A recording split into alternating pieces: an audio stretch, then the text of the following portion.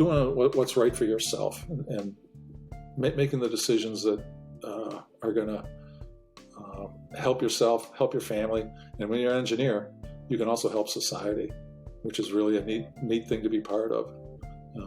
You can be on the cutting edge of new technologies, or you can be there fixing old technologies. And I think that can bring a great deal of personal satisfaction.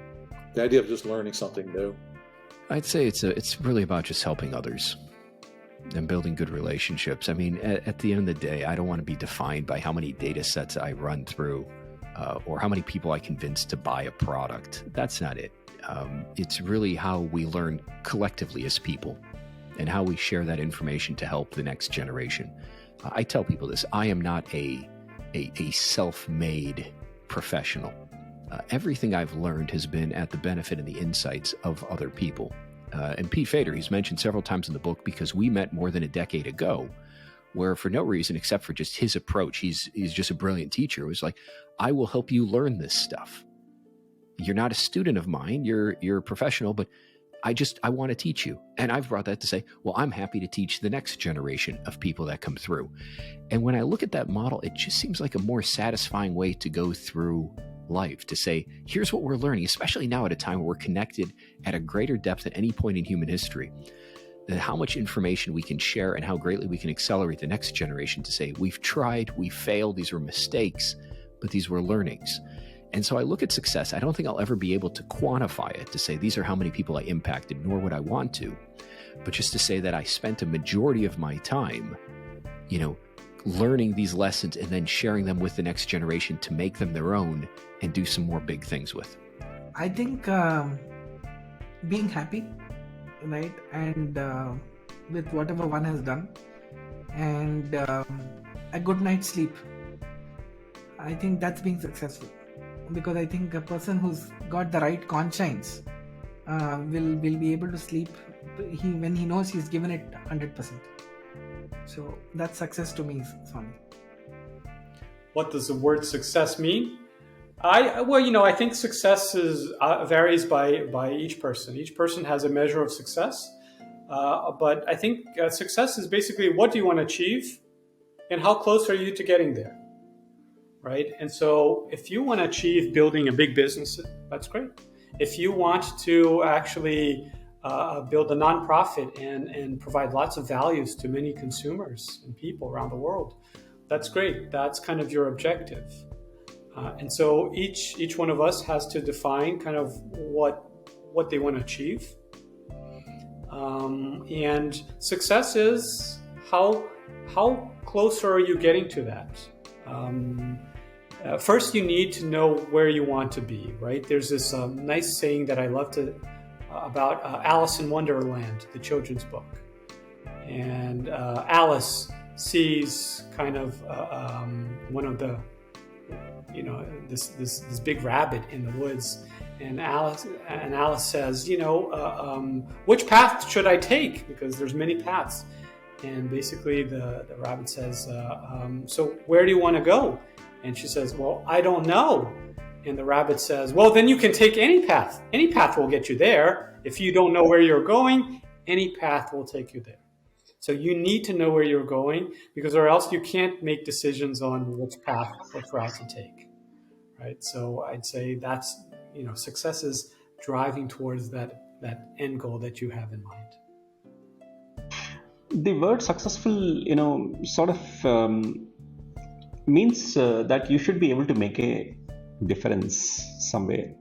Success it's hard to be rapid fire with that question. Success is an amorphous concept, but so quickly I'll say success is, obviously enough money to support your family, live a decent life, but as more importantly, it is about fulfilling your purpose in life and doing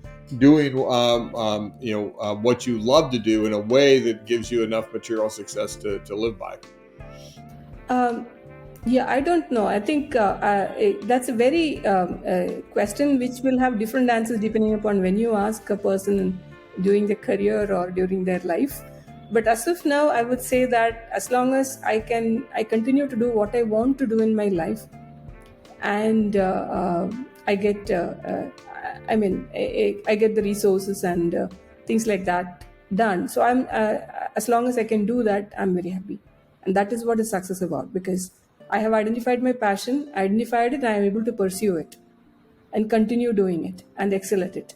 I think now I do think that, one should have my views are more, kind of aligned towards trying to have a balance in life, not just professional success, but, things like family, things like society. I mean, I think when you are like at a certain age bracket and you look back at your life, you should be able to say that, okay, I did justice to different parts. And that is not the way I used to think 10 years ago, honestly, where I was knee deep in running the startup. But I think that's a change that I've seen in myself. I think it's really the satisfaction of doing something difficult but important, and doing it in an ethical way with people that I care about. So success is a combination of things. People will often say, well, it's not about the money. Well, money is still very important. I can tell you that. And I often say, I've tried rich, I've tried poor. Let me tell you, rich is better. And it's not something where even just becoming rich allows you to stay rich, because there's expenses and other things and people adjust over time. So money is still important. Traditional markers of success like reputation are still important. Those are absolutely essential things that you should try to achieve. And you should not feel ashamed of saying, I want money. I want people to respect me. I want fame. Those are all things that's okay to want, but they are not the most important things to want, right? Because our study of human psychology tells us that, in fact, the very wealthy tend to be less happy than the rest of us. And this is not just sour grapes, right? The incidence of divorce, the incidence of substance abuse, all these things rise dramatically. There was a study that was done just of people who were private jet owners, and the rates of all these negative things was enormously higher for them. And that's true whether they were male or female, by the way. The women who were extremely wealthy were also just as likely to get divorced, have substance abuse problems. Oftentimes people blame this on men. Not true. It is a product of the environment. And so it's important to remember what actually makes people happy. And what actually makes people happy are a couple of specific things. These are drawn from a great book called Why We Do What We Do by Edward Deci. He's an academic writing in the field of psychology. And this is really a book about motivation. And what the book says is that there are extrinsic motivations I just described. I want to be rich. I want to be famous. And then there are intrinsic motivations. And the intrinsic motivations are the ones where if you follow these motivations, you will be happier, you will be more productive, you will be more of a help to the people around you. And that's because the key intrinsic motivations are to have good relationships with the people you care about, to experience personal growth, ongoing personal growth, however you define it, and to be a part of something bigger by giving back to the community of people around you. And these are things that are non-competitive. All of us can do all those various things, right? When we say rich and famous, it's always a question of being relatively rich or relatively famous. I want to be richer than the other people. I want to be famous. And there's studies that show that people would rather be twice as rich as their neighbors and yet than be half as rich and yet, be much, much richer on an absolute scale. It's comparison. And I believe it was Theodore Roosevelt who said comparison is the thief of joy. In contrast, the intrinsic motivations I'm talking about, you're not competing to say, my relationships with my loved ones are better than your relationships with your loved ones. All you care about is that you have good relationships. Your personal growth is like, I'm growing faster. I'm growing relative to myself. I'm giving back and taking part in something. And so those intrinsic motivations are so important. So I think when you want to define success, success means all the traditional markers of success, but the ones that will bring you true happiness and make you a better member of society are those intrinsic motivations, which again are good relationships with the people you care about, a sense of ongoing personal growth, and giving back and being a part of something bigger than yourself.